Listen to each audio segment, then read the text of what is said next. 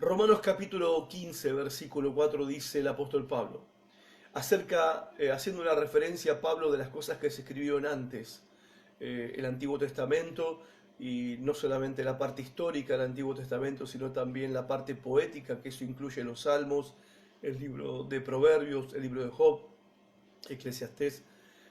También incluye los libros proféticos, los profetas mayores y los profetas menores. Esto es lo que se refiere el apóstol Pablo con las cosas que se escribieron antes. Para nosotros hoy también incluye el Nuevo Testamento, porque el Nuevo Testamento fue escrito antes de nuestro tiempo, de nuestra época, de la vida que vivimos ahora nosotros. Bueno, el apóstol Pablo nos dice que tales cosas se escribieron hace tiempo en las Escrituras para que nos sirvan de enseñanza. O sea, lo que está escrito, y en este caso me refiero a las profecías, tanto del Antiguo como del Nuevo Testamento, fueron escritas para nuestra enseñanza. Y las Escrituras, estoy leyendo, la Nueva Traducción Viviente, les pido mil disculpas. Vamos a leer primero la Reina Valera, la versión Reina Valera 1960. Dice, porque las cosas que se escribieron antes, para nuestra enseñanza se escribieron, a fin de que por la paciencia y la consolación de las Escrituras tengamos esperanza. Pero el Dios de la paciencia y de la consolación os dé entre vosotros un mismo sentir según Cristo Jesús. Ahora sí, la Nueva Traducción Viviente dice, tales cosas se escribieron hace tiempo en las Escrituras para que nos sirvan de enseñanza. Y las Escrituras nos dan esperanza y ánimo mientras esperamos con paciencia hasta que se cumplan las promesas de Dios. Este texto bíblico, estas palabras del apóstol Pablo, lo que nos está marcando es cuál es la actitud correcta que nosotros los creyentes tenemos que tener ante las profecías dichas en el Antiguo y en el Nuevo Testamento y las promesas de Dios. Las profecías también son promesas de Dios. Hay promesas proféticas de salvación y hay profecías que son promesas de juicio, ¿sí? Tanto la salvación, que es una promesa, así también el juicio de Dios es una promesa. Y están expresadas en el Antiguo y Nuevo Testamento en forma de profecías que se tienen que cumplir. Ahora, todas estas cosas que están escritas, estas profecías que están escritas, dicen que nos tienen que servir como enseñanza para nosotros. Primero, entender lo que significaron esas palabras para las personas de ese tiempo, en ese contexto político, religioso y cultural de esa época, y esos principios pueden traspolarse a nuestra época y a nuestra vida, nos enseñan cómo tenemos que vivir nosotros, pero también esas promesas, esas profecías, nos han sido dadas para que tengamos esperanza y ánimo, no para infundirnos temor, no para infundirnos miedo. Las Escrituras nos dan esperanza y ánimo mientras esperamos con paciencia hasta que se cumplan las promesas de Dios.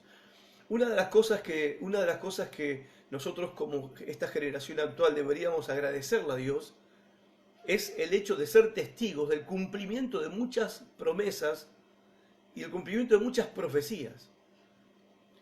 Deberíamos estar agradecidos por ser testigos de esto y deberíamos estar en alguna manera hasta emocionados por ser una generación testigo de la fidelidad de Dios en cumplir sus promesas. Ahora, cuando miramos las profecías, nosotros tenemos que entender que las profecías que fueron dadas con respecto a los últimos tiempos, que incluye salvación, pero también incluye el juicio de Dios prometido y que Dios lo va a cumplir, son para nuestra esperanza. Son para nuestra esperanza. Cuando la Biblia habla del juicio de Dios que va a venir, no es para que nosotros los creyentes tengamos temor. No es para que los creyentes tengamos terror. Es para que nosotros tengamos esperanza. Al mundo, obviamente, esto le causa temor y no quiere escuchar de esto. Obviamente no quiere hablar de esto y se burla de esta idea de juicio final, del castigo de Dios, se burla de esta idea. Pero en cierta manera también vivimos en medio de una generación donde el clamor y el deseo de justicia cada vez va creciendo más. Cada vez va creciendo más. Todo el mundo clama hoy por justicia. Entonces, el hecho de que sepamos por la palabra de Dios que va a haber un juicio, que hay un juicio prometido, un juicio final, el tiempo del juicio de Dios, eso también debería darnos esperanza para que nosotros y todo el mundo sepa que nada va a quedar impune. Nada ni nadie va a quedar impune. Y que muchas cosas que no se han pagado, ¿sí? Las personas que no han pagado el mal que han hecho lo pagarán. Las injusticias cometidas serán confrontadas y tendrán que enfrentar el juicio justo de Dios y aquellos que las cometieron. Va a haber un día de retribución, va a haber un día de pago. Ese día de pago es un día de juicio para algunos y de recompensa para otros. Y ese día está por venir. Ese día está por venir. Ahora, estas promesas que son dichas en la palabra de Dios en forma de profecías, son para nuestra esperanza y para nuestro ánimo. Que Dios, dice el apóstol Pablo en el verso 5, Romanos 15:5, que Dios, quien da esa paciencia, que tenemos que tener paciencia hasta que se cumplan todas esas promesas, esas profecías, Dios nos da esa paciencia y ese ánimo, que Dios nos ayude a vivir en plena armonía unos con otros, como corresponde a los seguidores de Cristo Jesús. O sea, ¿cómo tenemos que vivir nosotros en este tiempo? Que es el tema principal del que quiero hablar en esta mañana. ¿Cómo tenemos que vivir nosotros en este tiempo? Bueno, tenemos que vivir como corresponde a seguidores de Cristo Jesús. Como corresponde a verdaderos discípulos del Señor Jesucristo. Así tenemos que vivir. Ahora, no sé si les ha pasado que le hayan llegado preguntas o inquietudes con respecto a qué está pasando, qué tiempo estamos viviendo. Mira, a mí me llegan a veces algunos videos que me mandan y me preguntan, pastor, ¿qué opinas de esto? Y son videos que hablan del nuevo orden mundial, que hablan de que la venida del Señor está cerca, que hablan incluso algunos que están diciendo, arriesgando algunas fechas porque dicen, bueno, Israel, que es el reloj profético de Dios, en el año 1948 se estableció como nación, a partir de ahí hay que contar una generación y eso nos daría el 2028, etcétera. Algunos se animan a tirar fechas y números tentativos, a ver, cosas que no debemos hacer porque en ningún lugar de la palabra de Dios se nos dice que tenemos que hacer esto y ponernos a calcular fechas y horarios. Pero quiero decir una cosa, primero que es normal la inquietud. Esto es normal y no es de ahora, no es que nosotros seamos una generación curiosa, no es que seamos una generación particular, porque ya los discípulos del Señor tenían inquietudes con respecto a los tiempos, con respecto al tiempo del cumplimiento de las cosas que el Señor Jesucristo estaba profetizando. Tenemos un ejemplo en Mateo 24:3, cuando Jesús después de dar una palabra de juicio sobre el templo de Jerusalén y sobre el liderazgo judío y sobre la nación judía, en el versículo 3 dice, y estando él sentado en el monte de los olivos, los discípulos se le acercaron aparte diciendo, dinos, ¿cuándo serán estas cosas?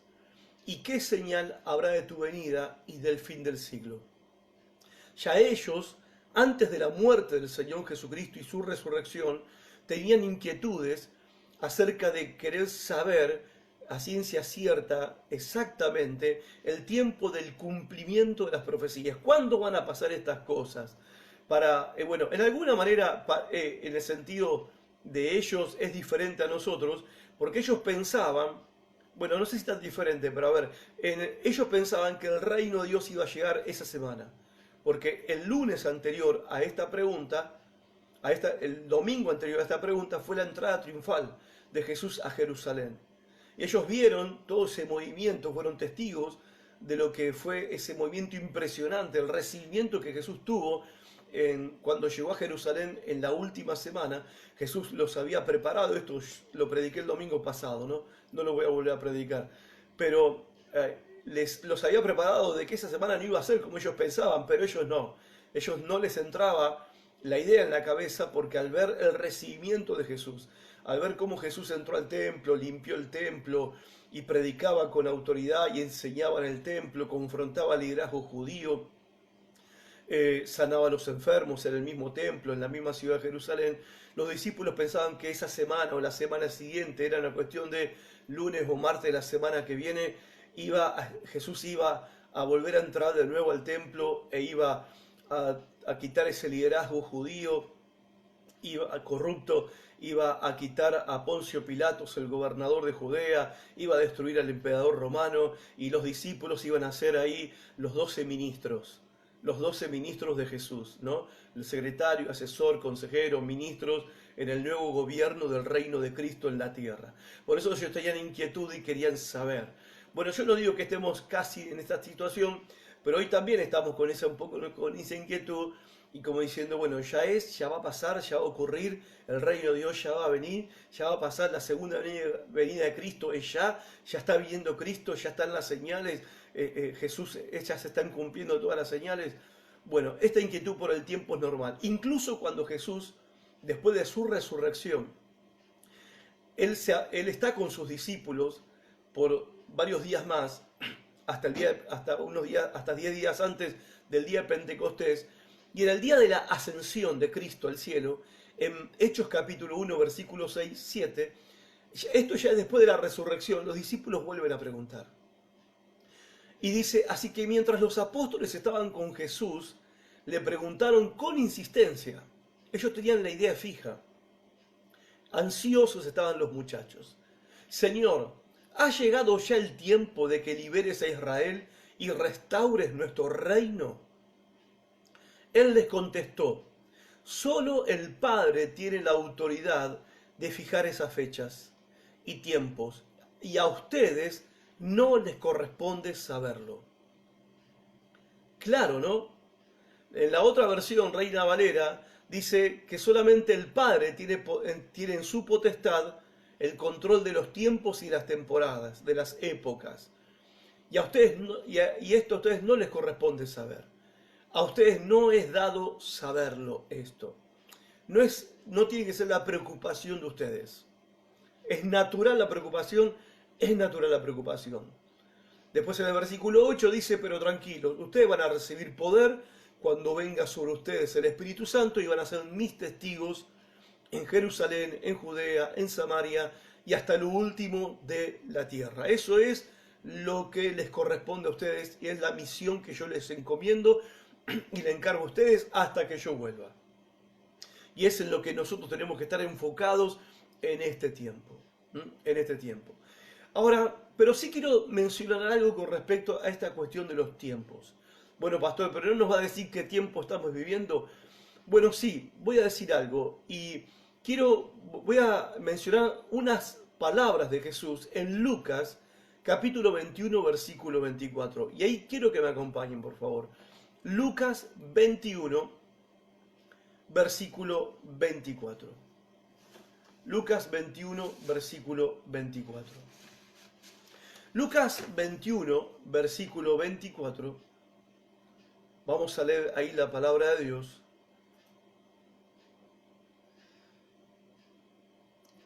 Les doy un poquito de tiempo para que lo busquen.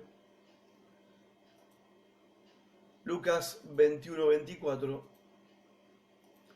En medio del sermón del Señor Jesús acerca de la destrucción de Jerusalén, de su segunda venida, en el capítulo 22, luego Jesús sigue, comienza ahí el complot para matar al Señor, pero en el capítulo 21 es un capítulo clave, es paralelo al capítulo 24 de Mateo. En el capítulo 21 de Lucas, versículo 24, dice así la versión Reina Valera, y caerán a filo de espada, está hablando del tiempo de la gran tribulación, y serán llevados cautivos a todas las naciones, y Jerusalén será hollada, pisoteada por los gentiles, hasta que los tiempos de los gentiles se cumplan. Esta frase que solamente menciona Lucas, Lucas, iba a decir el apóstol, el evangelista Lucas, esta frase, hasta que el tiempo de los gentiles se cumplan, es central para entender el tiempo en que estamos viviendo.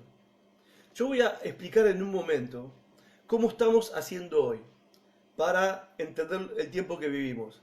Leemos el diario, miramos internet, las noticias por internet, y después vamos a Mateo 24 y tratamos de buscar cómo los versículos bíblicos de Mateo 24, ¿sí?, y de Apocalipsis capítulo 6 en adelante encajan en lo que está pasando. Bueno, ahora yo les voy a explicar que no es así, es de otra manera, pero déjenme explicarles esto. Jesús dice que Jerusalén va a ser pisoteada por los gentiles hasta que los tiempos de los gentiles se cumplan. ¿Cuál es ese tiempo de los gentiles? Que Jesús está hablando en Lucas 24-21. Hasta que el tiempo de los gentiles se cumplan. Él está hablando de su segunda venida, no del arrebatamiento. Mateo 24 no tiene nada que ver con el arrebatamiento, Lucas 21 no tiene nada que ver con el arrebatamiento, porque en la mente de los discípulos no estaba la cuestión del arrebatamiento. Para ellos no había noción del arrebatamiento. Cuando los discípulos preguntan cuándo van a suceder estas cosas y cuál es la señal de tu venida y del establecimiento de tu reino, cuándo vas a restaurar el reino de Israel, cuando ellos están hablando de la venida de Jesús para el establecimiento del reino. Y Jesús les explica cuándo va a suceder eso, hablando acerca de su segunda venida. El que introduce y habla acerca de la doctrina del arrebatamiento de la iglesia es el apóstol Pablo. En 1 Tesalonicenses capítulo 4, por ejemplo, los últimos versículos, y después en 1 Corintios capítulo 15. Ahí Pablo se explaya con respecto al tema del arrebatamiento. Lo tiene que explicar Pablo, porque había inquietud tanto en la iglesia de Corinto como en la iglesia de Tesalónica. Los hermanos tenían inquietudes porque ellos vivían con la expectativa de que la venida de Cristo a buscar a la iglesia, el arrebatamiento iba a ocurrir en cualquier momento. Ellos vivían con esa anticipación, expectativa con la que nosotros deberíamos vivir también en este tiempo. Para ellos no hacían falta esperar señales para que el arrebatamiento ocurriera. Ellos vivían con la expectativa constante del arrebatamiento, pero empezaban a tener preocupación con respecto a los creyentes que se estaban muriendo. Había creyentes que estaban muriendo, había persecución de la iglesia en ese tiempo, y también morían los creyentes por causas naturales, ¿verdad? Y los creyentes que estaban vivos, tanto en Corinto como en Tesalónica, estaban muy afligidos porque pensaban que los que habían muerto se iban a perder el arrebatamiento. Entonces el apóstol Pablo, discúlpenme que estoy volviendo un poquito atrás, esto es más una enseñanza que una predicación, pero el apóstol Pablo tiene que volver, ¿sí?, a explicarles a ellos, para tranquilizarlos, por ejemplo, a los hermanos de Tesalónica, en 1 Tesalonicenses 4:13, dice: tampoco queremos, hermanos, que ignoréis acerca de los que duermen. O sea, tranquilos, les voy a hablar acerca de los que murieron, los creyentes que murieron. Porque estaban tristes ellos por los que murieron, porque pensaban que los que murieron se iban a perder el arrebatamiento. Para que no os entristezcáis como los que no tienen esperanza. Así están los que no tienen esperanza, los que nos rodean, tristes por todo lo que está pasando. Bueno, no tenemos que estar tristes. Tenemos que tener esperanza, dice, lo leímos en Romanos 15:4. Y en el verso 16 dice Pablo, 1 Tesalonicenses 4, 16 al 18, ahí Pablo explica esta cuestión del arrebatamiento, lo que Jesús no explicó en Mateo 24. Porque no tenía que ver con Israel, el arrebatamiento no tiene que ver con Israel, el arrebatamiento tiene que ver con la iglesia. Y las profecías de Mateo 24 tienen que ver con Israel, porque la pregunta que hacen los discípulos tiene que ver con la restauración de Israel. Eso va a ocurrir, pero antes de la segunda venida del Señor. Pero Pablo va a hablar del arrebatamiento de la iglesia. Dice: porque el Señor mismo, con voz de mando, con voz de arcángel y con trompeta de Dios, descenderá del cielo. Y los muertos en Cristo resucitarán primero, tranquilos. cuando el Señor venga a buscar a la iglesia, está diciendo los hermanos de Tesalónica, ustedes estén tranquilos, porque los hermanos que murieron van a resucitar primero.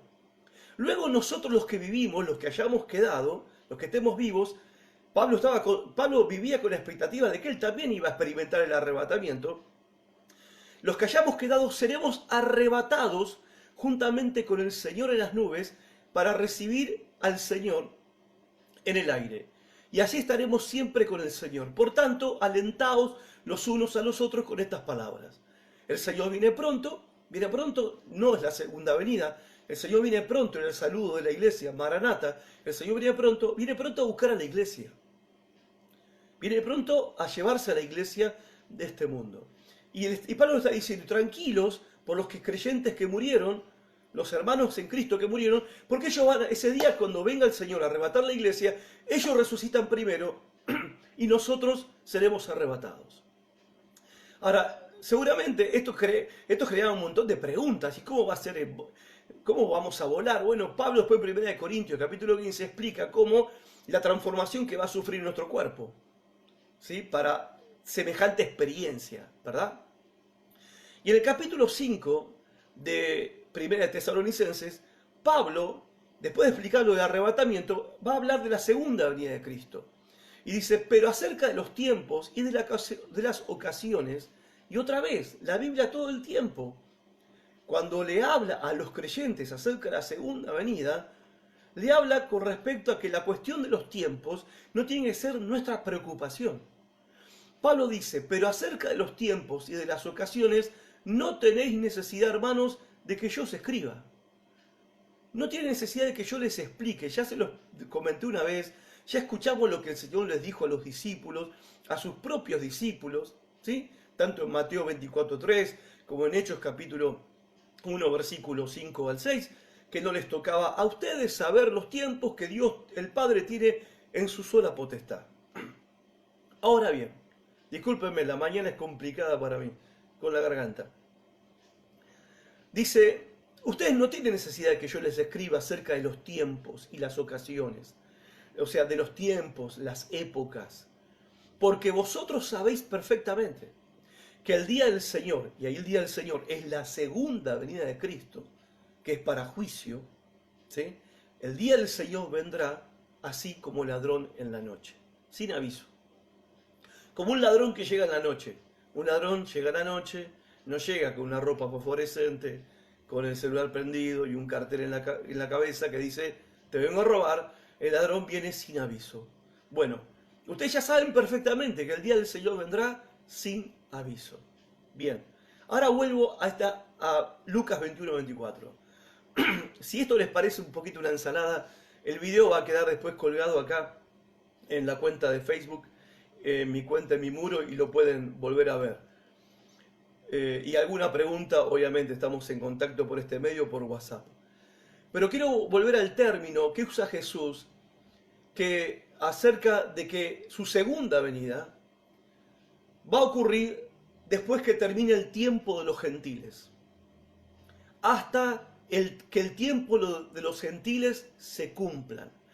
¿Cuál es ese tiempo de los gentiles? Bueno, el tiempo de los gentiles, que tiene que ver con Israel, ¿sí? Tiene que ver principalmente con Israel, comenzó en Segunda de Reyes 25. ¿Qué ocurrió en Segunda de Reyes 25? La cautividad de Israel por el imperio babilónico. Cuando Israel pierde su tierra, el templo es destruido, Jerusalén es destruida, y a partir de ese momento la nación de Israel es dispersada por las naciones del mundo, por todas las naciones. Y desde ese tiempo la profecía, ¿qué era lo que decía? Que Israel no va a ser restaurada completamente hasta que reconozca a su Mesías. Israel no va a ser restablecida como el pueblo escogido de Dios hasta que no reconozcan a su Mesías. Bueno, este tiempo, ¿sí? Hasta que ocurra eso, que eso va a ocurrir en el tiempo de la gran tribulación, que son los 7 años de la gran tribulación, después del arrebatamiento de la iglesia, van a haber 7 años de gran tribulación. En ese tiempo es el día de la angustia de Jacob, como dijeron los profetas del Antiguo Testamento. un remanente del pueblo judío, del pueblo de Israel, va a reconocer a Jesús como Mesías. Cuando el pueblo de Israel, que va a experimentar un avivamiento en el tiempo de la gran tribulación, va a experimentar un avivamiento en ese tiempo, ¿sí? Es ahí, ese tiempo que va a ser el tiempo del gobierno del anticristo y de la gran persecución sobre el pueblo de Israel por parte del anticristo.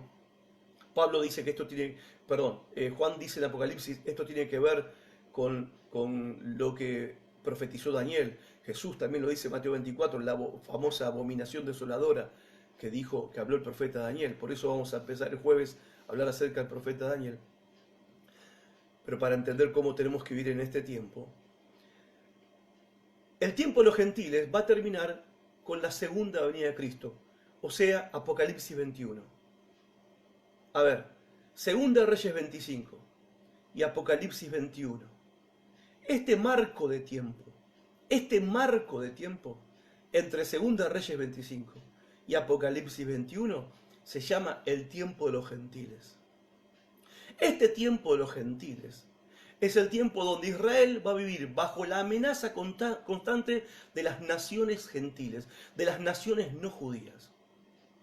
Israel volvió en el 1948 a su tierra, pero aún así no vive en paz. No tiene paz, está en guerra constantemente y no va a tener paz.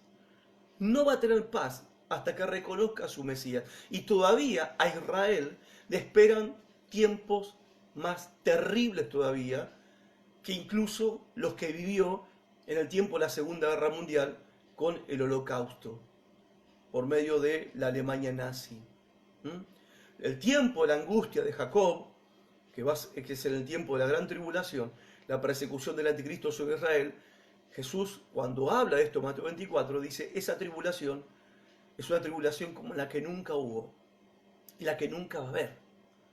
Lo que está pasando ahora, gente, lo que ocurre ahora, lo que uno ve en el mundo, que es terrible, lo que uno viene viendo, ¿no? Lo que nuestros padres nos pueden contar, pero lo que nosotros vemos y lo que nuestros hijos van a ver, es terrible. Pero todo esto que estamos viviendo, esto es la pandemia, coronavirus, los terremotos, los volcanes que explotan, los tsunamis, las muertes, las plagas, los accidentes, la maldad, el pecado, la degeneración moral, la perversidad sexual, etc. Sodoma y Gomorra, el regreso, no es nada.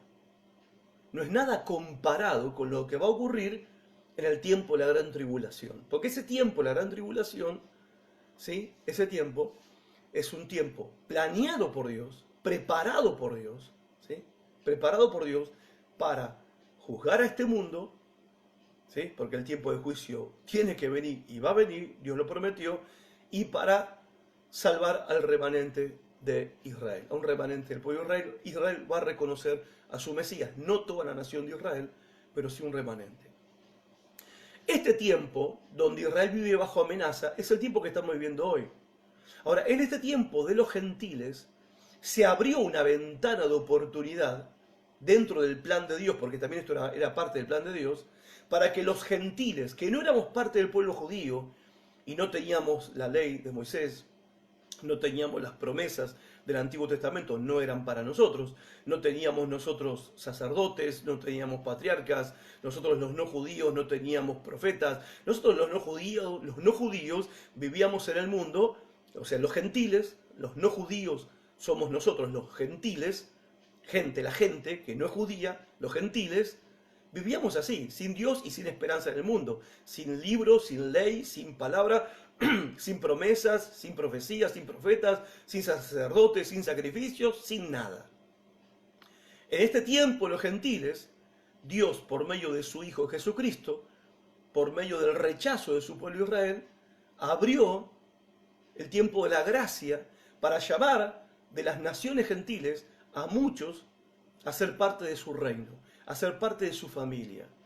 Bendita gracia de Dios, porque en esa gracia entramos nosotros. Y nosotros somos incluidos ahora, ¿sí?, en las promesas que Dios les dio a los antiguos. Y somos parte de la familia de Dios. Y esta es la oportunidad que tenemos nosotros, los que no éramos judíos, de entrar al reino de Dios. El tiempo de los gentiles. Bueno, el tiempo de los gentiles, este tiempo de los gentiles, donde Israel va a vivir bajo amenaza constante como nación, amenazada por las demás naciones del mundo, hasta que reconozcan a su Mesías y Cristo vuelva en su segunda venida, comenzó Segunda Reyes 25 y va a terminar en Apocalipsis 21. En ese tiempo, que es el que estamos nosotros ahora, hay una puerta de oportunidad, por decirlo de alguna manera. Hay una puerta de oportunidad para los que no éramos judíos, entremos al reino de Dios por medio de Jesucristo, que murió en la cruz por aquellos a quien Dios escogió de antemano salvar. De nosotros los que somos, los que no éramos parte del pueblo de Israel. Bendita gracia de Dios. Ahora, este es el tiempo. Nosotros estamos transitando el tiempo de los gentiles. ¿Sí? Y esto que está pasando ahora va a continuar. Y cuando nosotros hablamos, por ejemplo, del nuevo orden mundial, el nuevo orden mundial le están llamando nuevo orden mundial, no es un término bíblico. El verdadero nuevo orden mundial, donde las cosas van a cambiar de verdad, es cuando Cristo venga. Cuando Cristo venga y establezca su reino en la tierra y tengamos el reino del milenio en la tierra. Hermanos, el tiempo este que vivimos y el tiempo de la gran tribulación, algunos creen que ya estamos en la gran tribulación, bueno, como sea, no me voy a meter en ese tema, yo creo que no, por supuesto, pero ya sea este tiempo y el tiempo de la gran tribulación, ¿sí? Es el tiempo de los gentiles. El tiempo de la gran tribulación va a ser peor que esto, pero no va a ser un nuevo orden mundial, no va a ser un nuevo orden mundial. Por más que aparezca el anticristo, la Biblia también habla que el anticristo va a ser un gobierno unificado, pero el profeta Daniel explica que es una coalición de naciones y de gobernantes, de 10 naciones, que eligen a uno de ellos para que sea la voz cantante. Bueno, ese es el anticristo, pero el anticristo tampoco va a tener un gobierno absoluto, porque incluso va a haber gente en ese tiempo que se va a rebelar contra el anticristo, lo va a pagar con su vida. Por supuesto, lo van a pagar con su vida. ¿Van a sufrir persecución? Sí, van a sufrir persecución. Pero el gobierno del anticristo, el gobierno ese mundial que va a venir, no es algo que el mundo no haya vivido antes. No es algo que el mundo haya vivido antes. Nosotros, obviamente, como somos los que lo estamos viendo por televisión, estamos todos como así, porque decimos, oh, wow, lo estamos viendo. Parece como que no creíamos que las cosas se iban a cumplir. Parece como que nosotros no creíamos que Dios iba a cumplir lo que prometió en su palabra, y ahora lo que lo estamos viendo en vivo y en directo, estamos como sorprendidos, pero ya hubo gobiernos mundiales. El primer gobierno mundial fue el de Nabucodonosor, el imperio babilónico. El segundo gobierno mundial fue el de los medos persas. El tercer gobierno mundial fue el de Alejandro el Grande, Alejandro Magno, el imperio griego, y el otro gobierno mundial fue el imperio romano, que fue el que duró más que los otros imperios, y fue el más terrible de todos. Y el mundo ya vivió bajo gobiernos mundiales.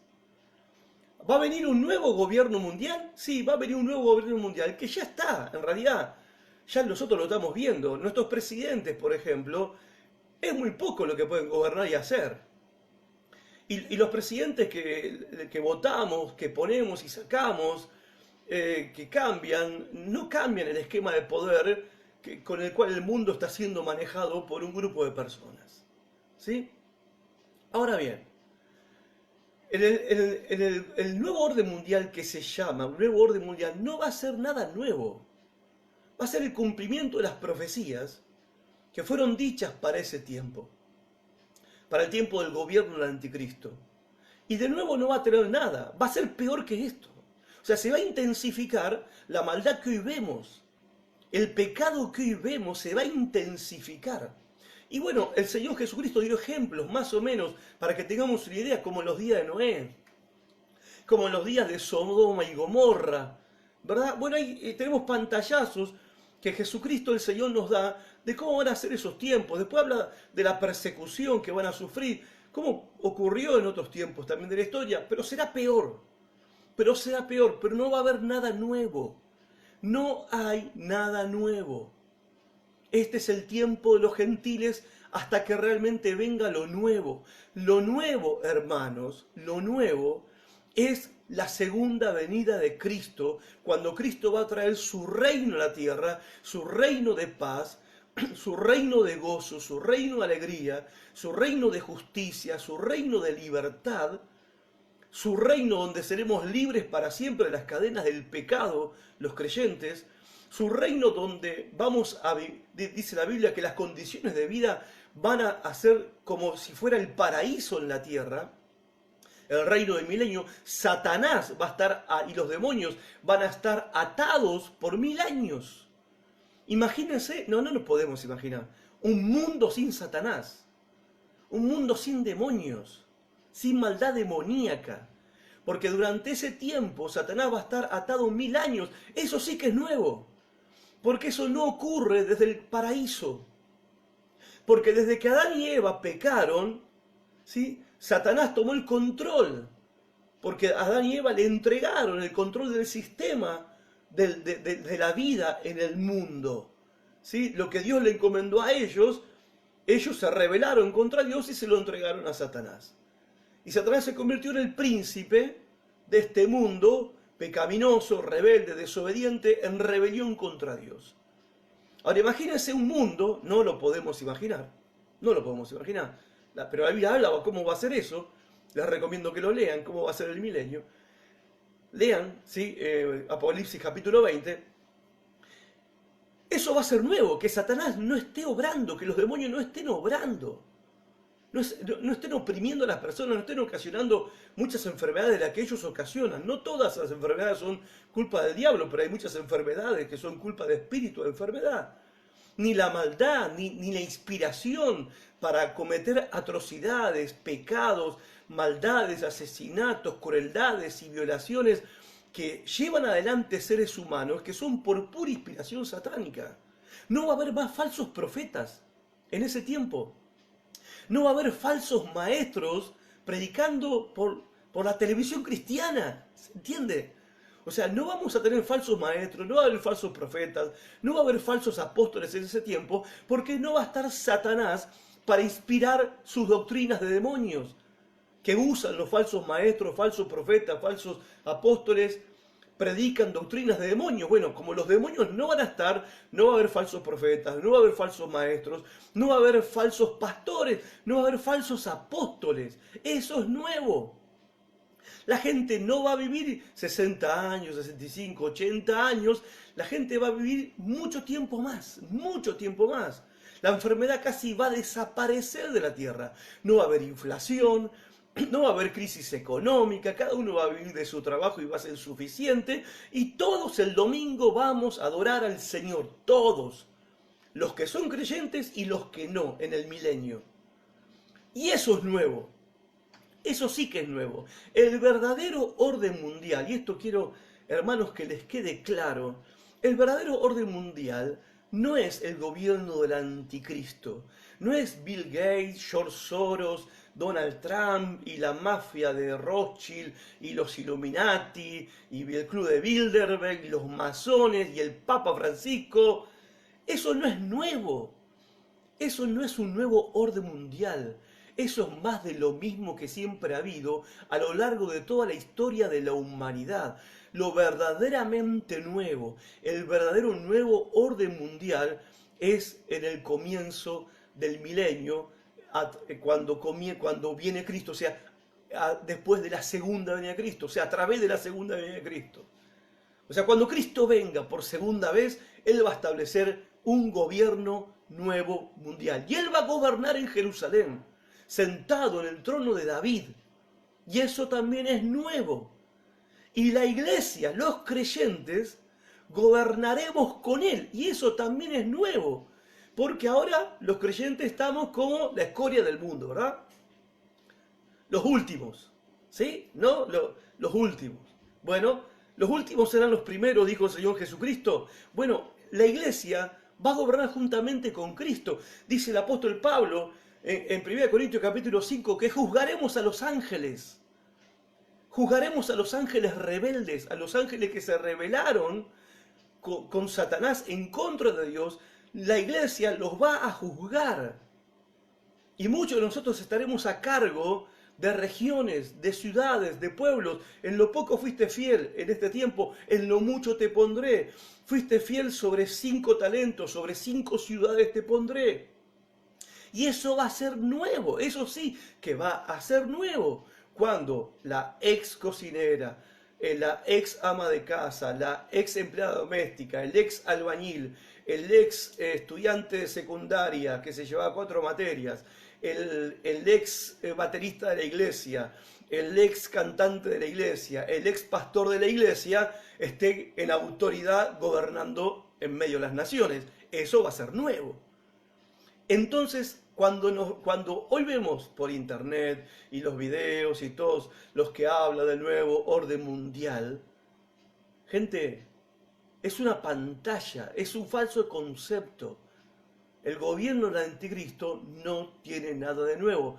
Es una intensificación de la maldad que ya existe, es un empeoramiento multiplicado por 1000 de la situación y condición de vida y de maldad que ya existe, pero no es nada nuevo. El pecado no es nada nuevo, la maldad no es nada nueva, la obra del diablo no es nada nuevo. El milenio es el nuevo orden mundial. La segunda venida de Cristo va a establecer un verdadero gobierno mundial en la tierra, ¿sí? En la tierra.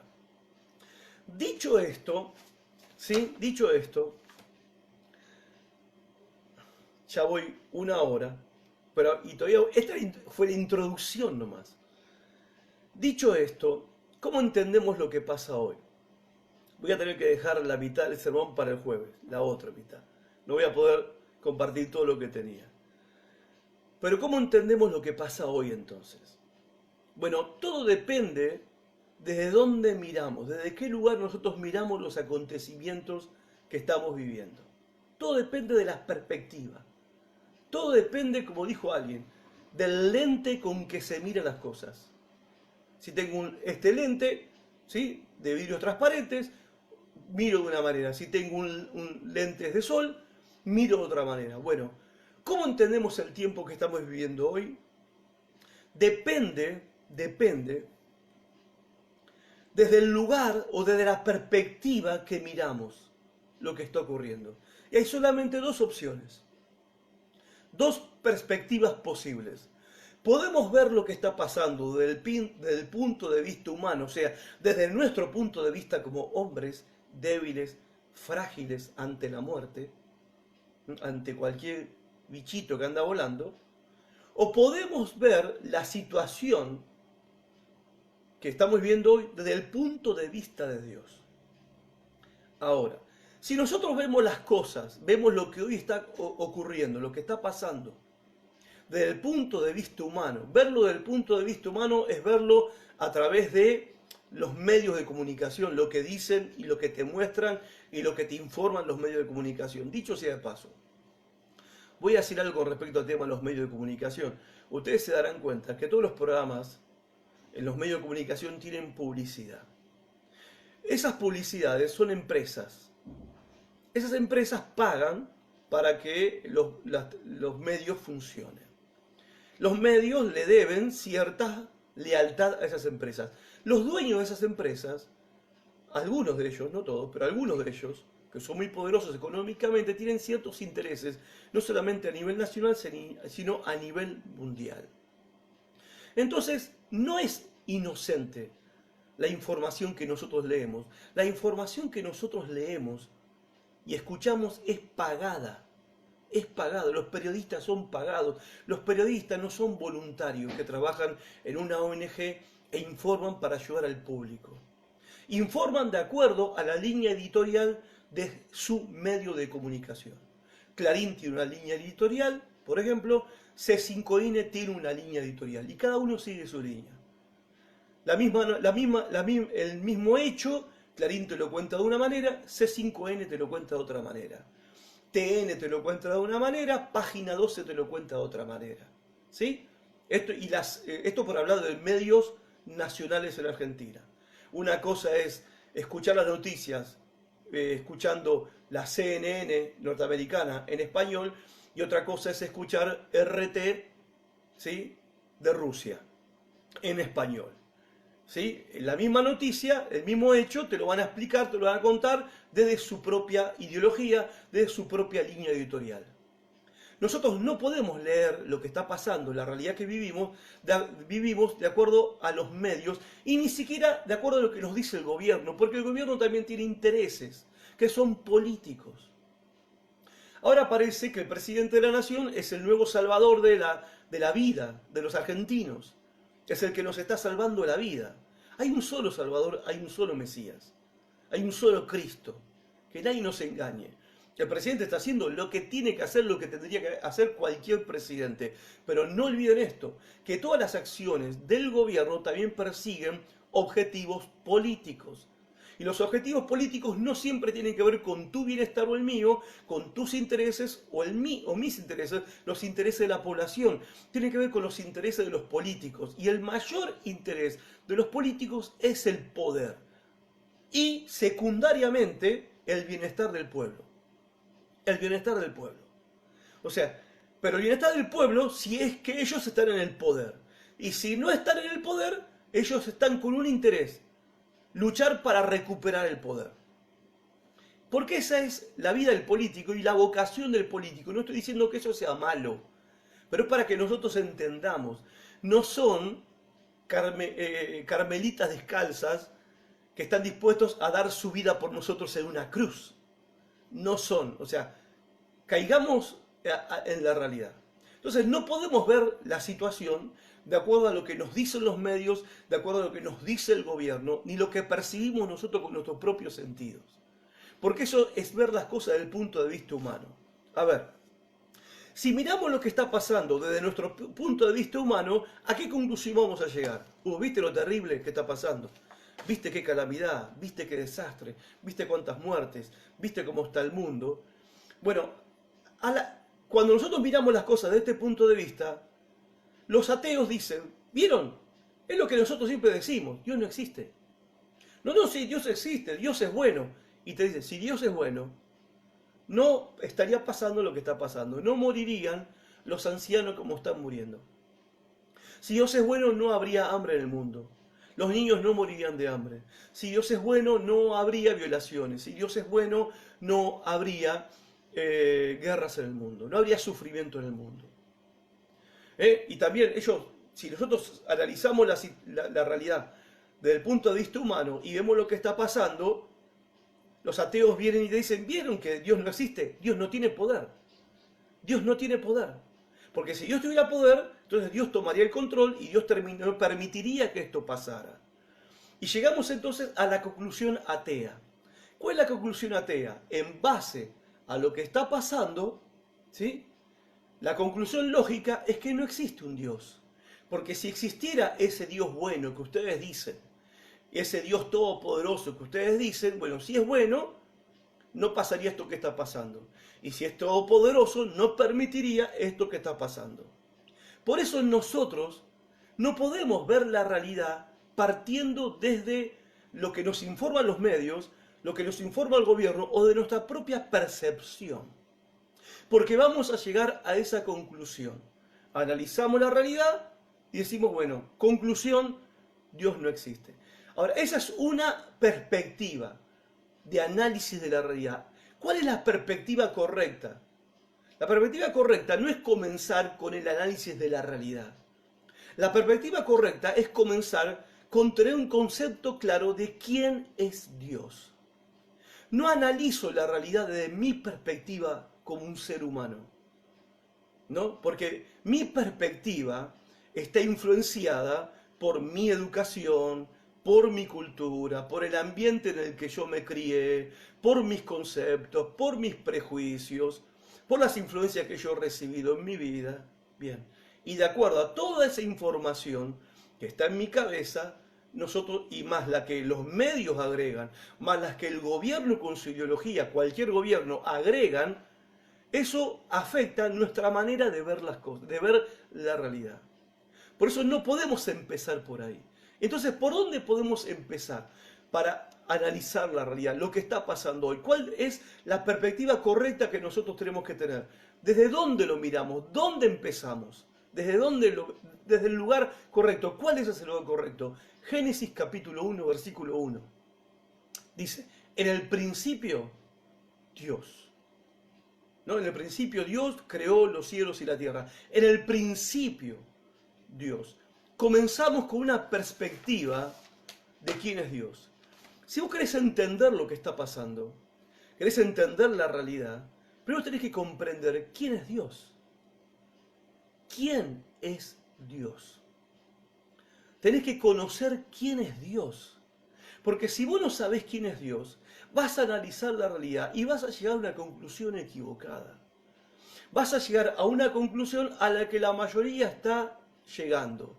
No hay esperanzas, esto va de mal en peor, las cosas, el mundo cada vez está peor, y esto no tiene salida, sálvese quien pueda. ¿No? Es hacia donde la situación nos está empujando, a vivir la vida en un sálvese quien pueda. Y esto, cuidado, cuidado nosotros los creyentes, cuidado la iglesia, porque la característica del cristianismo es el amor al prójimo. Primero el amor a Dios y segundo el amor al prójimo. Los creyentes no podemos ser arrastrados por esta ola de sálvese quien pueda en medio de la crisis. Tengamos mucho cuidado con esto y por eso me estoy dirigiendo en especial manera a los creyentes que me están viendo y escuchando, de que nosotros los creyentes no podemos leer la realidad de los acontecimientos que estamos viendo desde el punto de vista humano. Tenemos que ver la realidad desde el punto de vista, primero empezando, sabiendo quién es Dios. Bueno, pastor, ¿y cómo hago eso? ¿Cómo sabemos quién es Dios? Bueno, la Biblia revela quién es Dios. La Biblia revela quién es Dios. En el principio de todas las cosas, Dios. En el principio de todo análisis, Dios. En el principio de toda ecuación, Dios. En el principio de todo razonamiento, Dios. ¿Acaso también nos lo dice nuestra propia Constitución? La propia Constitución argentina dice en el preámbulo, Dios es la fuente de toda razón y justicia. Entonces, si nosotros tenemos que razonar, incluso en las leyes argentinas, tenemos que razonar la realidad argentina, la realidad que estamos viviendo, bueno, Dios es la fuente de toda razón, es la fuente de toda racionalidad, es la fuente de toda lógica, Dios. Entonces empezamos primero por conocer quién es Dios. ¿Y quién es Dios? Voy a leer algunos textos nomás, te recomiendo leer tu Biblia. Pero dice Deuteronomio 4:39, reconoce y considera seriamente hoy que el Señor es Dios, arriba en el cielo y abajo en la tierra, y que no hay otro. Segunda de Crónicas 26, y dijo, Señor, Dios de nuestros antepasados, ¿no eres tú el Dios del cielo, el que gobierna a todas las naciones? Es tal tu fuerza y tu poder que no hay quien pueda resistirte. Salmos 115, verso 3. Nuestro Dios está en los cielos y puede hacer lo que le parezca. Salmos 135, 6. No parece el Dios, ¿no?, que hablan muchos, ¿no? El Dios de la Biblia no se parece al Dios que algunos predican o al Dios que nos enseñaron cuando éramos chicos, ¿no? Escuchen, Salmo 135, versículo 6. El Señor hace todo lo que quiere en los cielos y en la tierra, y en los mares y en todos sus abismos. Hace lo que quiere. Isaías 43, 13. Desde los tiempos antiguos yo soy, dice Dios. Yo soy. No hay quien pueda librar de mi mano. Lo que yo hago, nadie puede desbaratarlo. Isaías 46:10. Yo anuncio el fin desde el principio, dice el Señor. Desde los tiempos antiguos lo que está por venir. Yo digo, mi propósito se cumplirá y haré todo lo que deseo. Daniel 2:20-21. Y dijo, alabado sea por siempre el nombre de Dios, suyos son la sabiduría y el poder. Él cambia los tiempos y las épocas, pone y quita gobernantes, a los sabios da sabiduría y a los inteligentes discernimiento. Daniel 4:35. Ninguno de los pueblos de la tierra merece ser tomado en cuenta. Dios hace lo que quiere con los poderes celestiales y con los pueblos de la tierra. No hay quien se oponga a su poder, ni quien le pida cuentas de sus actos. Esto para los que hoy andan preguntando, ¿a dónde está Dios? Es una pregunta que no merece ser respondida a quien hace la pregunta. Porque esos que hoy preguntan, ¿dónde está Dios? ¿Sí? Cuando en toda su vida ni les preocupó la ley de Dios, ni les preocupó la palabra de Dios, no les preocupan las demandas de Dios, ni lo que Dios hizo en favor de sus almas por medio de su Hijo Jesucristo al morir en una cruz por sus pecados. Nunca se burlaban, despreciaban, menospreciaban. La idea de Dios les parecía algo ridícula, la idea de un Cristo muerto y la resurrección de Cristo les parecía algo ridícula. Son los que andan preguntando ¿y dónde está Dios? Bueno, no merecen responder, no merecen que les respondamos esa pregunta a los que han vivido una vida como necios diciendo que no existe Dios, ¿sí? Pero para los que preguntan, la Biblia les dice esta respuesta: no hay quien se oponga a su poder, no hay quien le pida cuenta de sus actos. ¿Quién le va a pedir cuenta a Dios de lo que Él hace? Y Amós, profeta Amós, capítulo 3, verso 6, dice: ¿se toca la trompeta en la ciudad sin que el pueblo se alarme? No, no. Cuando un guarda de una ciudad en una muralla tocaba la trompeta, el pueblo entraba en alarma, porque significaba ataque enemigo. ¿Se toca la trompeta y el pueblo sin que el pueblo se alarme? No. ¿Ocurrirá en la ciudad alguna desgracia que el Señor no haya provocado? No. ¿Qué es lo que nos revela la Biblia? La Biblia nos revela que Dios es soberano, que Dios está en absoluto control de todo lo que ocurre, de todo lo que sucede, lo que ha ocurrido y de lo que ocurrirá. Y hoy que todos están con este temor de el fin del mundo que llega, que el anticristo, que el tiempo, la gran tribulación, también eso es parte del plan de Dios. Eso no es obra del diablo.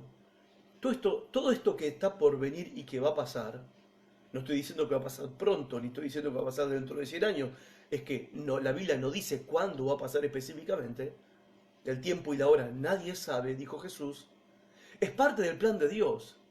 Y si algunos están mirando la conspiración de no sé, el Club de Bilderberg, como lo mencioné recién, los masones, los Illuminati, Bill Gates, el Papa Francisco y Soros y un montón de gente que parece que están complotando para tomar el control del mundo, si llegaran a levantarse ciertos personajes en el tiempo de nuestra historia, a tomar el poder y el gobierno del mundo y se lograra un gobierno mundial como algunos están pregonando ahora, también eso es parte del plan de Dios. Nada ocurre, lo acabamos de leer recién, nada ocurre que no esté bajo el control absoluto y el dominio absoluto del Dios bíblico, de nuestro Dios, al Dios que amamos, al Dios que adoramos, al Dios que nosotros servimos. Nosotros interpretamos la realidad, los creyentes interpretamos la realidad, interpretamos lo que está aconteciendo y lo que está sucediendo desde esta perspectiva, desde la perspectiva de un Dios que está en control de lo que está pasando, de un Dios que está gobernando lo que está pasando, de un Dios que tiene absoluto poder sobre lo que está pasando, de un Dios que ordena lo que está pasando sin ser Él el responsable, obviamente, de la maldad. Sin ser Él el responsable de la maldad.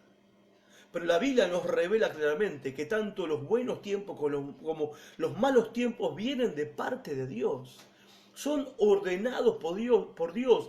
Daniel capítulo 2, versículo 20. Él es el que muda, el que cambia los tiempos y las épocas y las edades. Él es el que nos permitió vivir de una manera hasta antes del coronavirus y es el que, ¿sí?, permite que cuando termine esta cuarentena y termine esta pandemia temporalmente, porque vendrán otras seguramente, vamos a salir a vivir a un mundo totalmente cambiado del que conocíamos antes de esta cuarentena. También eso es de parte de Dios. También eso es ordenado por Dios. Y está dentro de los planes de Dios. Nosotros miramos las cosas, los creyentes miramos las cosas como que todo viene de parte de Dios. Y esto a nosotros no nos da miedo. Al contrario, nos da esperanza y nos da consuelo. Y segundo, no nos hace cuestionar a Dios. Al contrario, nos hace respetarlo más, reverenciarlo más y adorarlo más. Y temerlo en ese sentido de temor, en el sentido de asombro reverente del Dios que tenemos. De ese asombro que nos deja boquiabiertos, un Dios que tiene semejante poder, que permitió que un bichito, un pequeño virus, paralice el mundo entero. Ese es el poder que tiene Dios. Cuando Dios quiere parar el mundo, para el mundo. Cuando Dios quiere parar los campeonatos de fútbol, los para. Cuando Dios quiere parar las marchas de la gente en las calles, las para. Cuando Dios quiere parar las injusticias y los planes de los gobiernos, los para. Porque ¿qué gobernante estaba pensando que iba a estar gestionando ahora una pandemia en su país? No, los gobernantes que fueron electos, como en el caso de la Argentina, fueron electos hace 100 días atrás, no pensaban que iban a tener que administrar una pandemia, gestionar una pandemia. Ahora, Dios sorprende a todos. Este Dios sorprende a todos, sacude a todos, conmueve a todos, y cuando Él quiere, Él lo hace, y punto, sin pedir explicaciones a nadie, sin preguntarle a nadie, ni tampoco nadie puede pedirles cuentas a Él, porque como revela la Biblia, Dios es el alfarero, es como el alfarero. Y el mundo y los seres humanos somos como el barro en las manos de un alfarero. Y el alfarero hace con el barro lo que él quiere. El problema es que a nosotros nos cuesta aceptar esta realidad porque nosotros nos creíamos Superman, la Mujer Maravilla, superpoderosos, nos creíamos Iron Man, Flash, nos creíamos que nosotros con la mentalidad positiva, poniéndonos metas, objetivos, pensar en positivo, proyectar nuestros sueños, podíamos alcanzar lo que queríamos con tan solo proponérnoslo. No, ahora estamos todos encerraditos en casa. Y no hay mente positiva que valga, los proyectos quedaron en stand-by, los sueños quedaron en stand-by, la gran empresa que teníamos o la que íbamos a levantar quedó todo en stand-by, ¿no? En fin, todo lo que planeábamos, todo lo que nosotros creíamos que podíamos hacer por medio de la tecnología, conquistar el mundo, conquistar los planetas. No sé cuántos vuelos estarán yendo a Marte ahora, ni cuántos vuelos estarán yendo a la Luna, cuántas expediciones se estarán llevando a cabo para descubrir si en el fondo de la Tierra existe el núcleo de la energía, no sé qué. Todo eso se paró, todo eso se frenó, todo eso quedó absolutamente truncado, ¿sí? Solo porque Dios lo decidió. Solo porque Dios lo decidió. Nosotros miramos la realidad desde este punto de vista. Por eso nosotros tenemos esperanza en medio de esta situación y tenemos confianza en medio de esta situación, porque para el creyente, todas las cosas, según Dios nos lo prometió, este Dios que está haciendo todo lo que está haciendo en el mundo, este Dios que está en control de lo que está pasando, que gobierna el mundo, que tiene todo poder sobre lo que está pasando y ordenó lo que está ocurriendo, este Dios nos ha prometido que a los que le aman a Él, no a todos, es verdad, no a todos, no a todas las personas lamentablemente, sino solamente a los que lo aman a Él, todas estas cosas nos van a ayudar para bien. Nuestra confianza es que después de esta crisis nosotros vamos a ver la gloria de Dios. Jesús le dijo a Marta, delante de la tumba de su hermano Lázaro, cuando ya tenía 4 días de muerto, le dijo, ¿no te dije que si crees verás la gloria de Dios? Esas son las palabras, esas son las promesas que nosotros tenemos de Dios, nosotros, los creyentes. Y desde esta perspectiva es como estamos mirando nosotros la situación. Yo sé que pueden surgir preguntas y sería bueno hacerlas. Y voy a terminar con esto. Yo sé que puede haber cuestionamientos. Obviamente entiendo que puede haber cuestionamientos. Porque si uno analiza la realidad desde las noticias, no parece que Dios está en control. Si uno mira lo que está pasando de acuerdo a lo que dice el gobierno y los pronósticos del ministro de Salud, o lo que dicen en Harvard, que hasta el 2022, dicen los cráneos de Harvard, tenemos que mantener el aislamiento social. Bueno, si nosotros seguimos mirando la realidad desde el punto de vista de los cráneos que tenemos en la humanidad, entonces lo que tenemos que preguntar, la pregunta lógica, la conclusión lógica, mejor dicho, es que lo que está ocurriendo te dice claramente que esto está fuera de control, que nadie sabe qué va a pasar, cómo manejar esto ni lo que va a pasar, nadie sabe. Y la conclusión lógica es entonces que Dios no está en control de la situación. Ahora, voy a hacer una pregunta, es teológica pero es interesante. Si Dios no está en control, ¿quién está en control? ¿Quién está en control? Ahora, si Dios no controla todo lo que sucede, significa que Dios es controlado. Si Dios no está en control, significa que Dios es controlado. Y si Dios es controlado por el hombre, o es controlado por el mundo, o es controlado por los cráneos de la actualidad, o es controlado por la situación, entonces Dios no es Dios.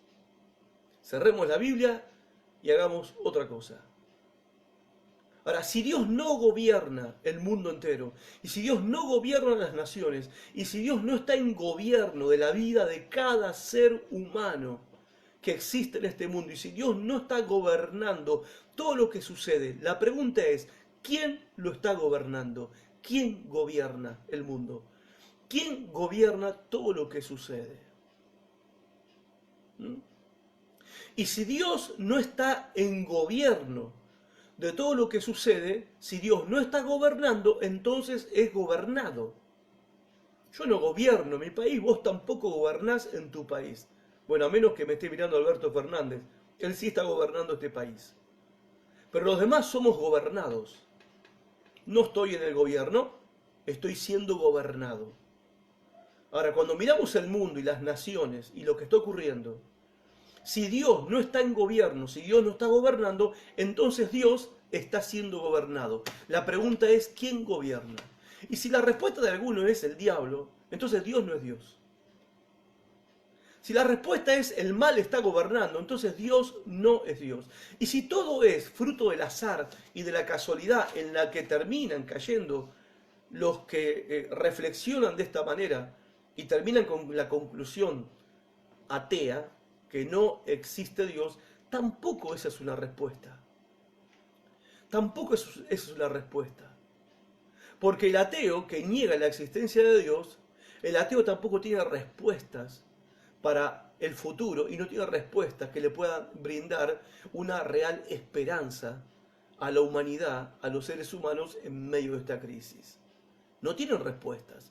Todos los filósofos hoy están callados la boca, no sé si notaron, en los medios de comunicación los filósofos no están hablando. En YouTube, ¿dónde están los filósofos? ¿Dónde están los conferencistas ateos hablando, explicándonos la situación? Nadie de los que militaban el ateísmo están hablando en este tiempo porque no tienen nada que decir, porque su ateísmo también explotó por los mil aires. Es más, están haciendo casi como la esposa de Stalin, el dictador de Rusia, la Rusia comunista. Cuando murió Stalin, el dictador terrible, José Stalin murió, la esposa de Stalin, al lado del cajón, antes que lo taparan, pidió que rezaran un Padre Nuestro. Entonces uno de los asesores del gobierno le dijo, pero señora, ¿no? El gobierno comunista, ateísmo al mango, pero señora, rezar un Padre Nuestro por Stalin. Y dijo la mujer, por las dudas, por si acaso. O sea, y somos ateos, pero mirá si existe Dios. Así que mejor vamos a rezar un Padre Nuestro que no le hace mal a nadie, porque bueno, por si Dios existe. Bueno, así están hoy los que estaban militando el ateísmo, rezando por si Dios existe, ¿no? Porque la muerte hoy está cerca, la muerte está acechando. Entonces vamos a hacer una oración por si Dios existe. Ahora, otra pregunta. Obviamente que las respuestas a las preguntas anteriores, la conclusión es obvia. Si Dios no está en control, entonces Dios no es Dios.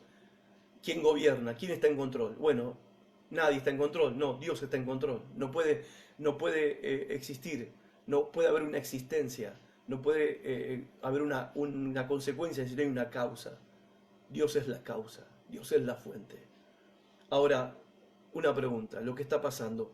Nos horrorizamos por lo que está pasando. No es, no es en cierta manera, o no, en cierta manera, directamente, no es lógico que pase algo como está pasando en un mundo que desprecia la vida, en un mundo que desprecia la verdad, en un mundo que está consagrando la mentira como si fuera una nueva filosofía de vida que le llamamos la posverdad. No es lógico en un mundo que destruye la familia, una humanidad que destruye la familia, una humanidad que no tiene valor por la vida. No es justo, no es lógico que ocurra esto que está pasando en una humanidad que no respeta la naturaleza, ambiciosa, codiciosa, que decidió darle la espalda a Dios, que corrompe a los menores, que propaga la pornografía infantil, el abuso infantil, la esclavitud infantil, el sometimiento de las mujeres, de las minorías en el mundo, la destrucción de la naturaleza, la corrupción en la política, la corrupción a nivel de los empresarios, de las instituciones a nivel mundial, de los organismos, que esté siendo sospechada la Organización Mundial de la Salud como cómplice del gobierno chino en el manejo irresponsable de esta pandemia, la Organización Mundial de la Salud, que deberían ser los que nos deberían cuidar la salud a todos, manchada y sospechada de haber manejado mal en complicidad con China esta cuestión de la pandemia. ¿No es lógico que por el estilo de vida que decidimos vivir, la forma de vida que hemos decidido vivir, nos esté pasando lo que nos está pasando? ¿Cuánto tiempo más podíamos seguir viviendo como veníamos viviendo sin pagar las consecuencias de esa clase de vida? ¿Cuántas cosas más? ¿Hasta dónde íbamos a ser capaces de llegar? Los seres humanos en nuestra maldad, en nuestra perversión, en nuestra avaricia, en nuestra codicia, en nuestra lujuria, en nuestra perversidad. ¿Hasta dónde éramos capaces de llegar si no pasaba algo como esto? Ahora, yo estoy diciendo que después que termine esto, el mundo va a cambiar y todo el mundo se va a convertir en santo. No, no lo creo.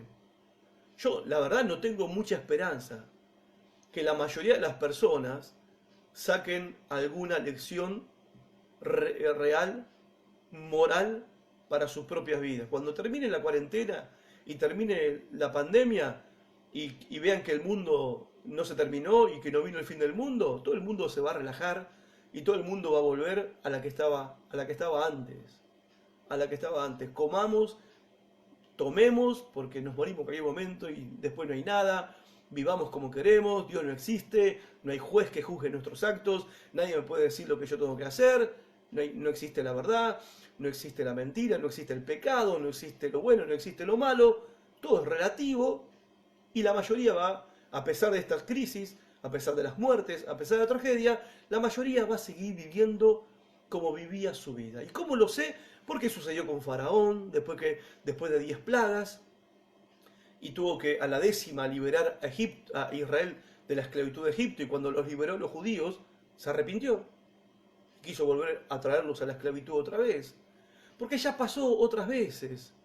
Ya el Apocalipsis dice que después de los grandes juicios de Dios que vienen sobre la tierra, uno espera que por lo menos esa generación que está soportando los juicios de Dios sobre la tierra se arrepiente de su pecado. No, van a maldecir a Dios.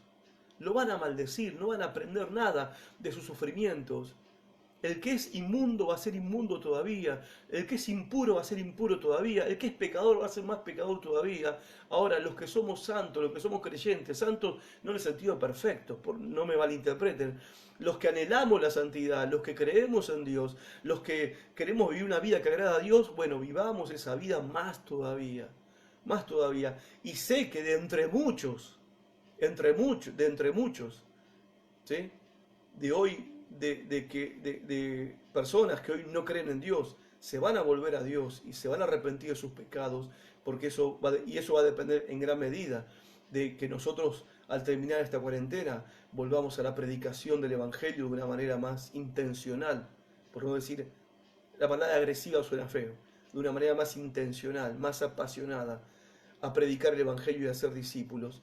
Yo no tengo muchas esperanzas de que el mundo se iba a cambiar, las condiciones de vida van a cambiar, va a haber una nueva lógica después de esta pandemia a nivel sociedad, va a haber una nueva racionalidad, pero el corazón del hombre va a seguir siendo el mismo, no va a cambiar, porque la única cosa que puede cambiar el corazón del hombre, el único poder que puede cambiar el corazón del hombre es el Evangelio de nuestro Señor Jesucristo.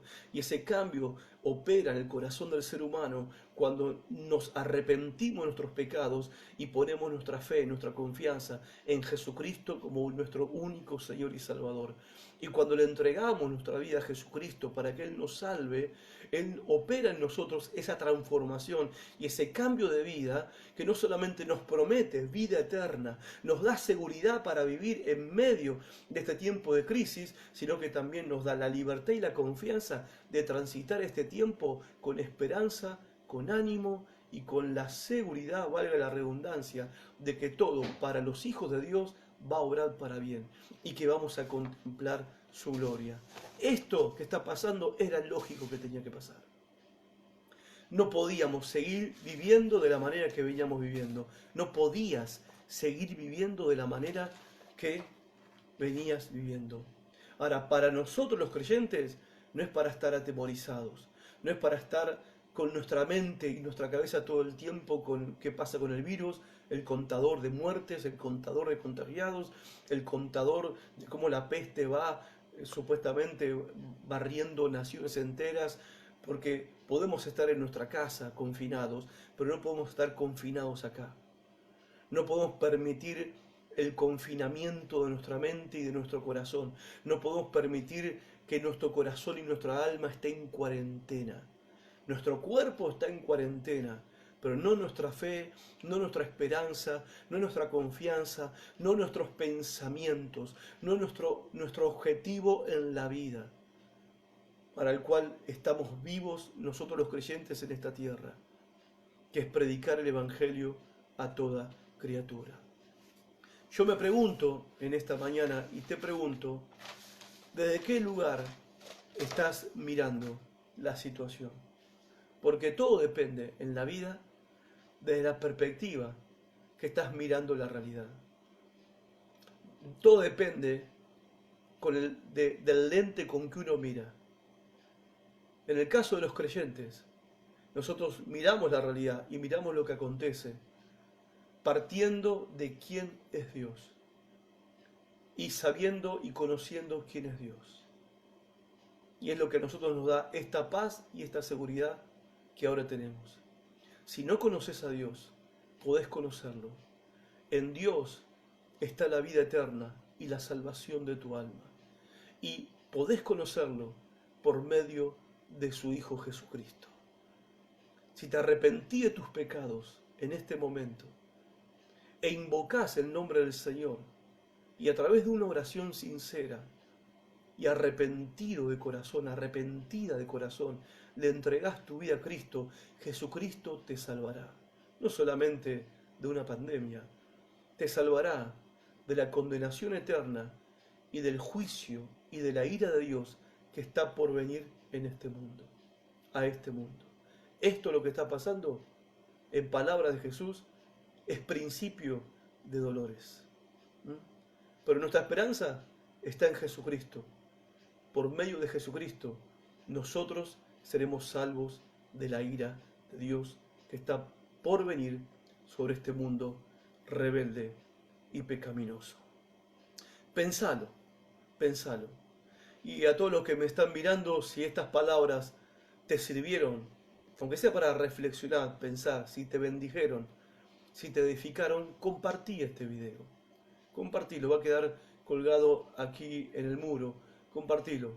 Este mensaje tiene que correr por el mundo entero, porque es el único mensaje que trae salvación, el Evangelio de Jesucristo, cuando se cree, es poder de Dios para salvación.